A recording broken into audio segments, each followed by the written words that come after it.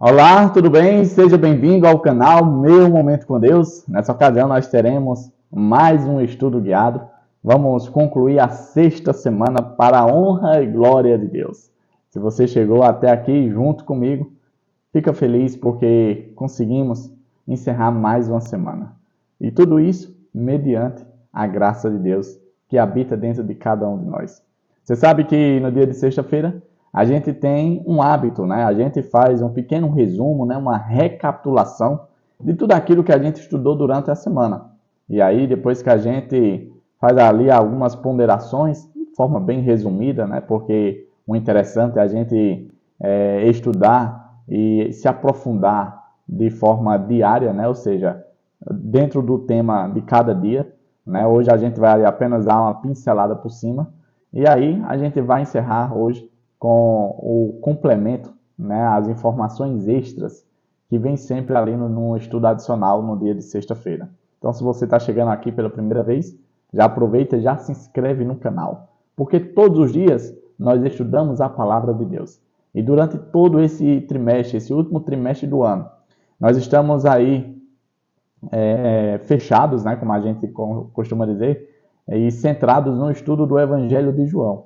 E deixa eu te dizer, nós já estudamos completamente, essa no caso é a sexta semana, nós já estudamos completamente 6 semanas e nós já aprendemos muita coisa.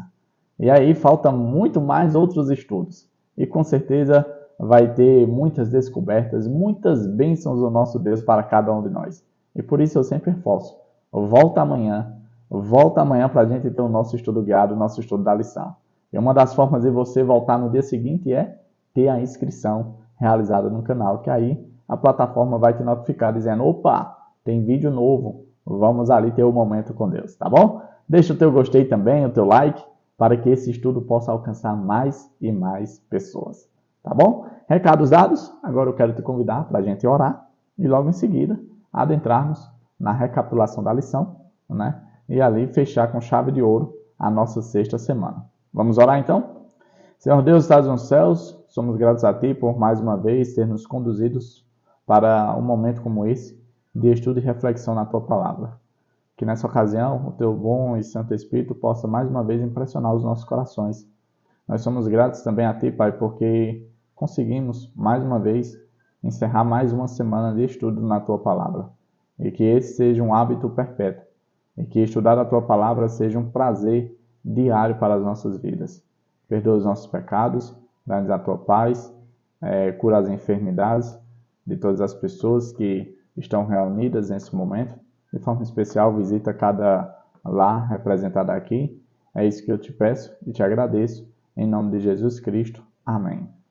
Pois muito bem, essa semana, a sexta semana, nós começamos ali com o tema no sábado, que foi mais testemunhos sobre Jesus. Essa é a terceira semana em que a gente está refletindo basicamente nesse tema, sobre as testemunhas que estão contidas ali no Evangelho de João e que testemunharam de forma favorável a Jesus. E por que, Davi, é tão importante a gente tomar conhecimento desses testemunhos? Como eu mencionei no dia de sábado,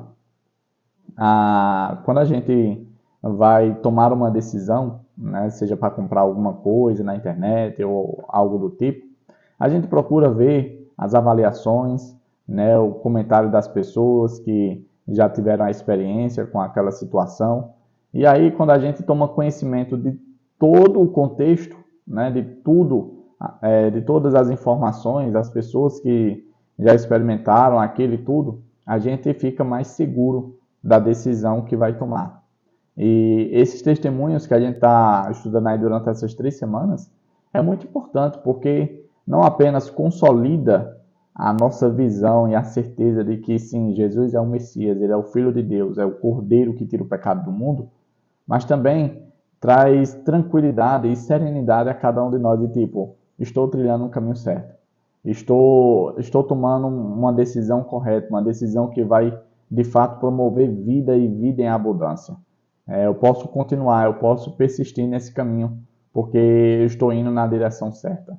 É exatamente isso que o estudo sobre os testemunhos traz para cada um de nós.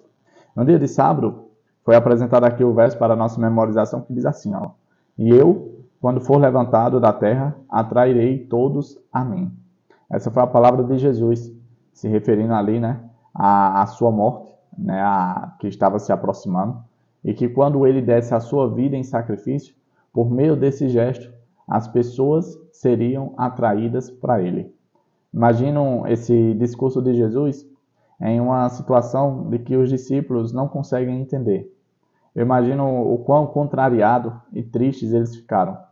E depois deles passarem por aquela experiência e entender o verdadeiro plano da salvação, o plano e o objetivo de Jesus ter vindo à Terra, eu imagino que de fato sim, eles perceberam que fizeram a melhor escolha da vida deles, que foi entregar a vida deles para Jesus Cristo. Assim também é para mim e para você. No tema de domingo, foi mencionado o tema humildade. João Batista testemunha novamente. Nesse dia foi apresentada uma situação, né, de uma discussão ali entre um dos discípulos e João, junto com um judeu. Você sabe que dentro do judaísmo existe ali a cerimônia de purificação. Né? Quando alguém cometia um pecado, quando tocava em alguém morto, alguma coisa do tipo, em um cadáver, a pessoa devia se purificar. Né? Quando, por exemplo, era curado de lepra, né? A pessoa teria que se purificar. E aí o discurso era a situação era se o batismo de João poderia surtir o efeito necessário para a purificação. Né?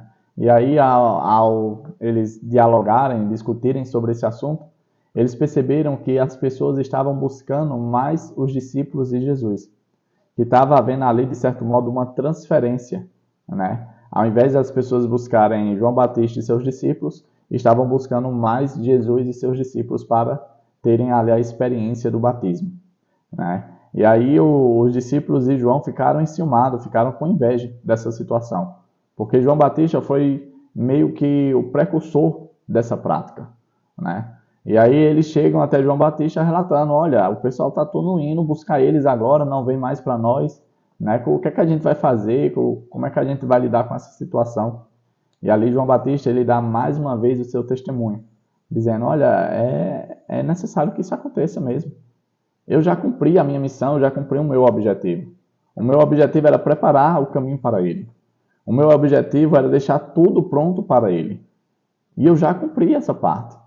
Agora, o importante é que ele cresça e que eu diminua.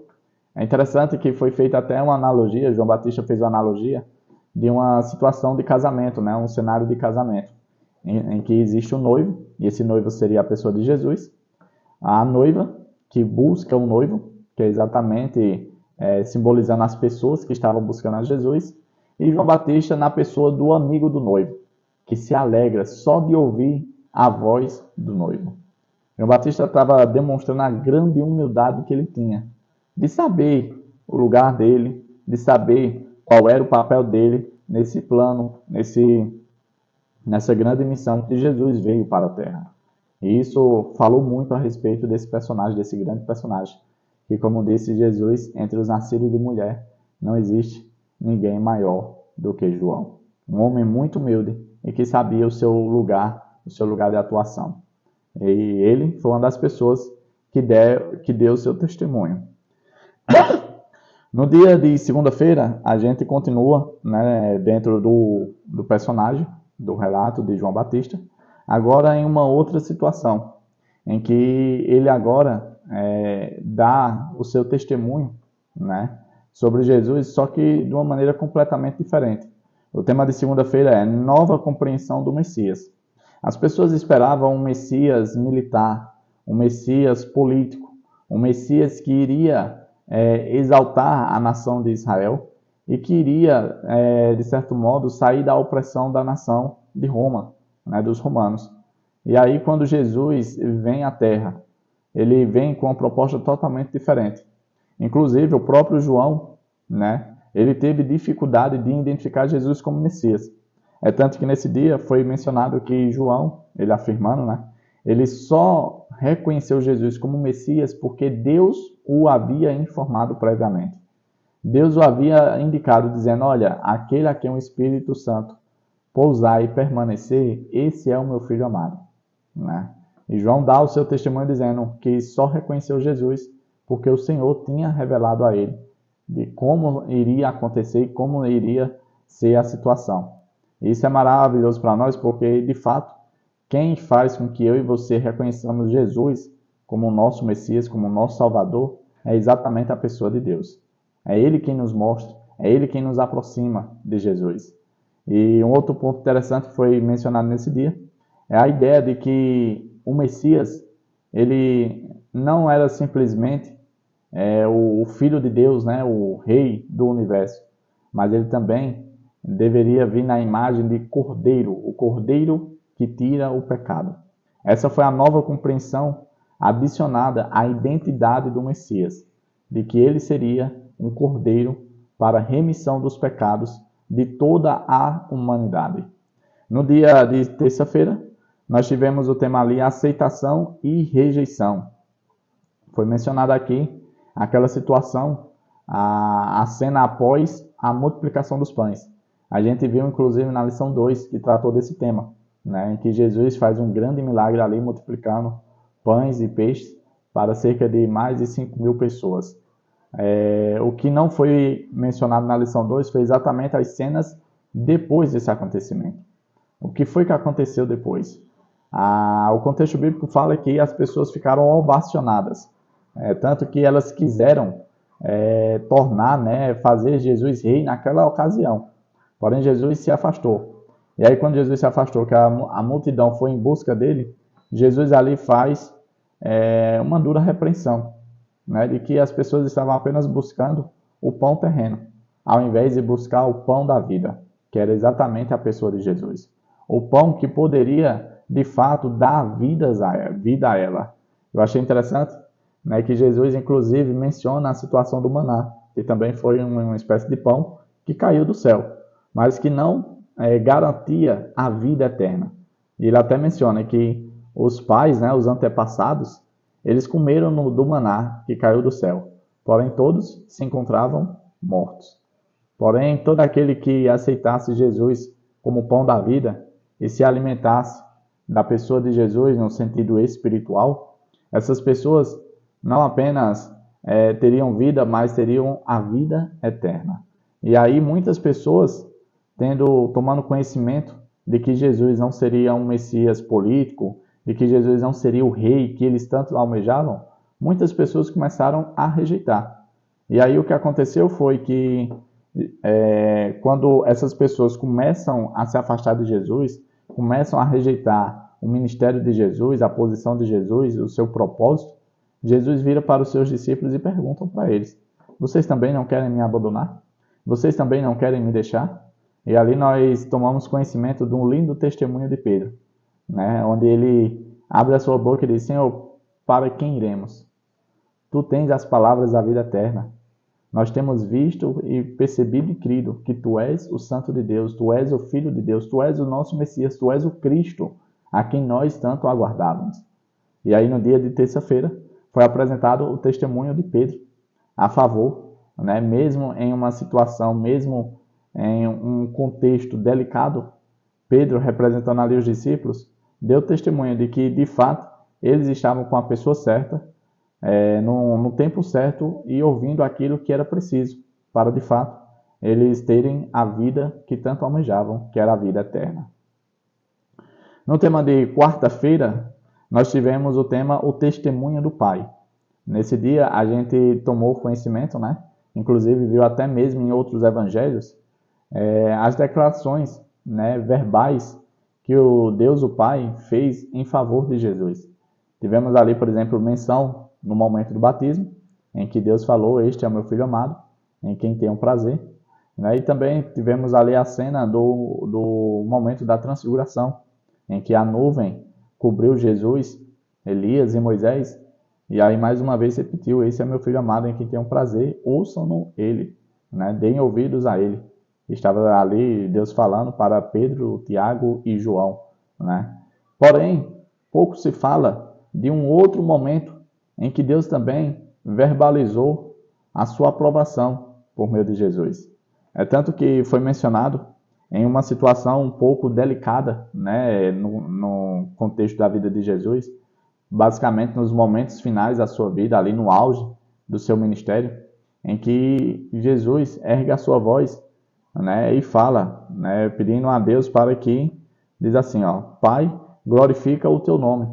Né, Jesus ergue a voz e fala isso, e logo em seguida, Deus fala dos céus, a voz veio dos céus, e diz, eu já o glorifiquei, e ainda o glorificarei.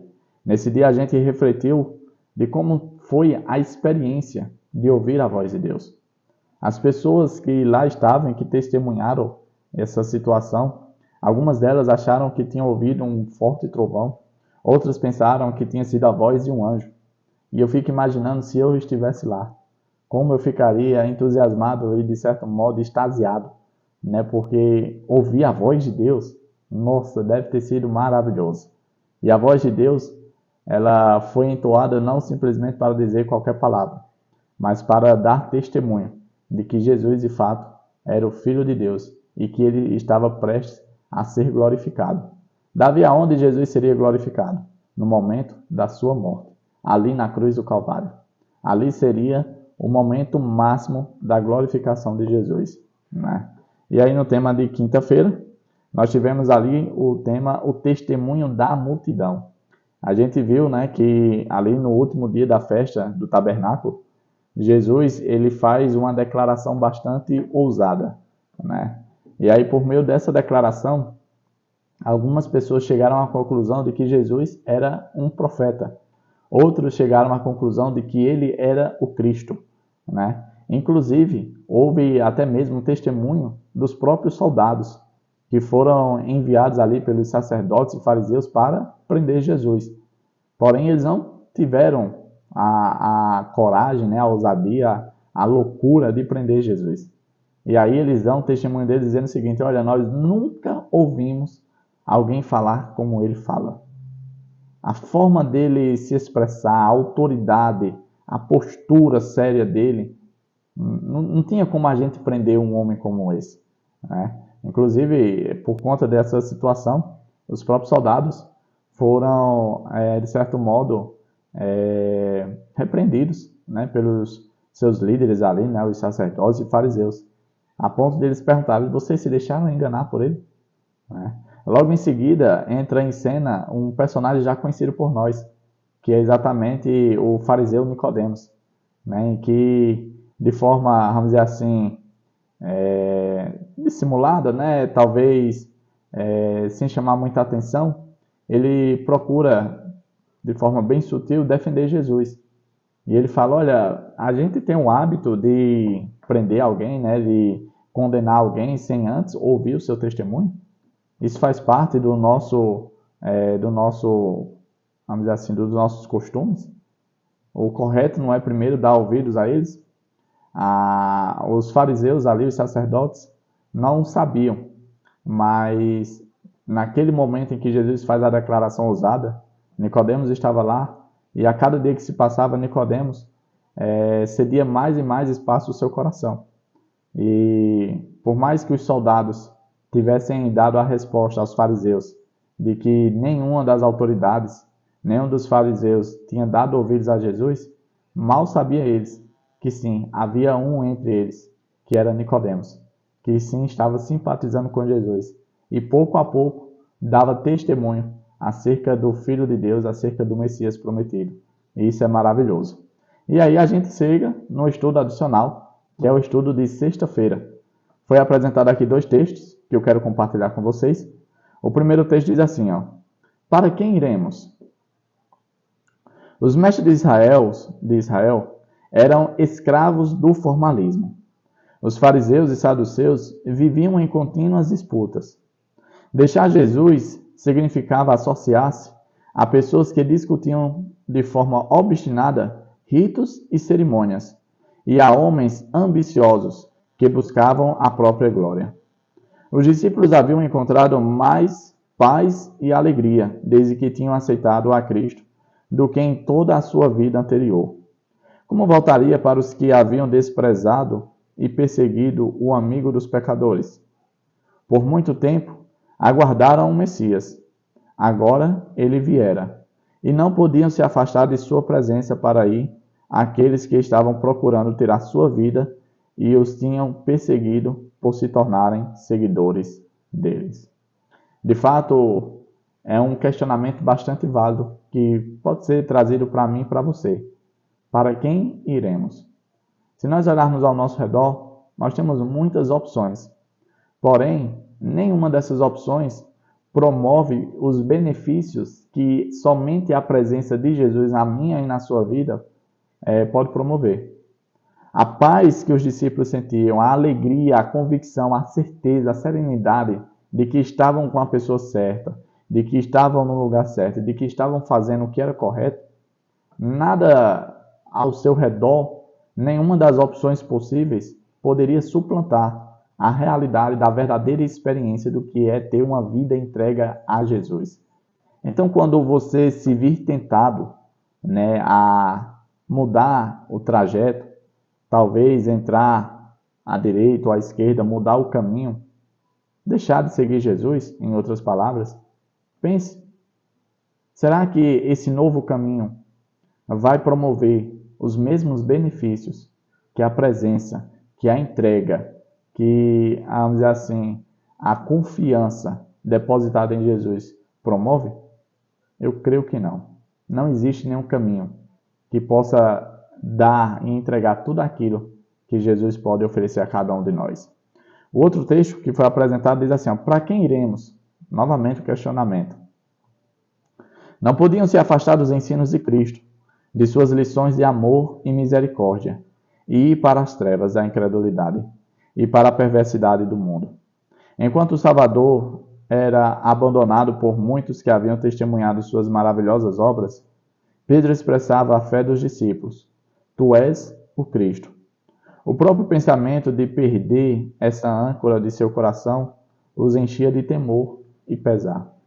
Assim como os discípulos e como a pessoa do Pedro, a gente possa sentir também essa mesma situação, em simplesmente cogitar a possibilidade de abandonar Jesus.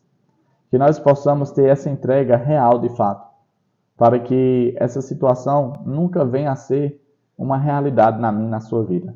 Porque, como eu já falei, ninguém, nenhuma opção mundana, nada nesse mundo pode se comparar ou se equiparar à presença de Jesus Cristo na minha e na sua vida. Que a nossa vida seja uma manifestação pública, um testemunho público do que é ter uma vida entregue a Jesus. Que hoje, eu e você, possamos ser as testemunhas vivas da presença, do amor de Jesus Cristo. Tá certo? Chegamos ao fim de mais um estudo. Encerramos mais uma semana para a honra e glória de Deus. Amanhã nós vamos iniciar um novo estudo e o meu convite é para que você esteja aqui junto comigo, para que a gente já inicie, juntos na presença de Deus e, com certeza, sermos abençoados por meio de sua presença. É isso. Papai do céu te abençoe, te guarde e te livre de todo mal. E eu te vejo amanhã, tá? Até a próxima e tchau, tchau.